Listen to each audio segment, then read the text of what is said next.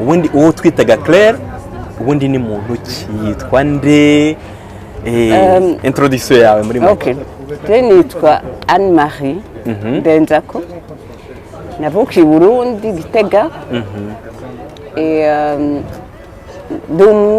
tukuru yego wa Mwambutsa 4 umwami Mwambutsa 4 nkaba nièce sinzigane bivuga nièce ni umwishywa ubwo ngubwo donc wagwa gasore mama wanje ni petite sœur wagwa gasore donc nivyo twakuriyemo gwa gasore ni oncle donc le héros national du Burundi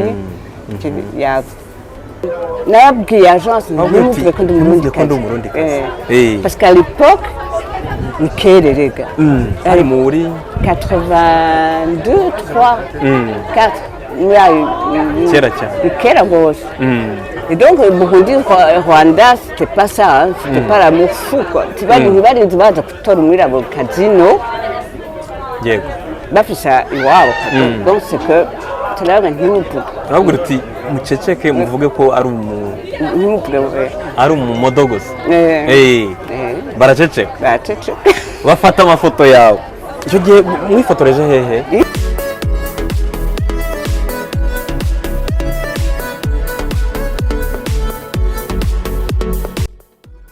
uhaye ikaze hano kuri NGS Impaya udahwema kudukurikirana umunsi ku wundi nkuko umaze kubibona mu gato k'inkuru mu gace k'inkuru gato itambutse yakorewe ku kinyamakuru Isimbi TV akaba ari inkuru y'umukobwa witwa Kirere.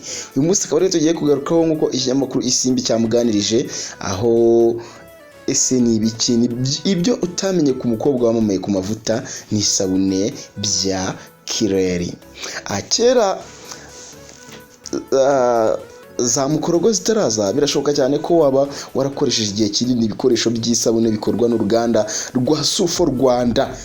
Niba utarameshesheje isabune yitwa Tembo wakoresheje yitwa Mukasi, niba utarisize amavuta ya Marayika cyangwa Sante wisize amavuta yitwa Kirere. Kandi niba waritegerezaga neza ku makarito yabaga apfunyitsemo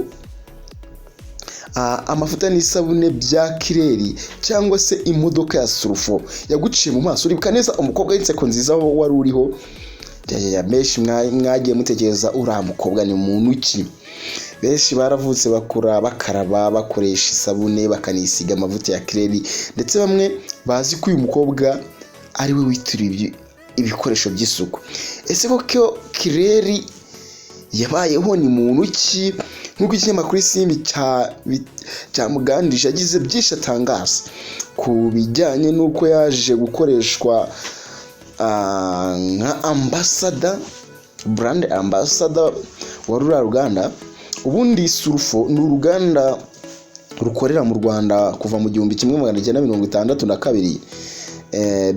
Byanze bikunze ababona ifoto iri ku mavuta n'isabune bya Kirere batekereza ko uyu mukobwa ari umunyarwandakazi wari ufite ubwiza bw'agahebuzo ndetse mu bihe bya kera. Nyamara ibi bintu siko ubundi biri. Ubundi ifoto uyu mukobwa amazina y'inyakuri yitwa Anne Marie Ndenzako, akaba yari igikomangoma cy'Uburundi, akaba yari n'umwuzukuru w'umwami Mwambutsa wa 4, akaba n'umwishywa w'igikomangoma rwa Louis rwa Gasore.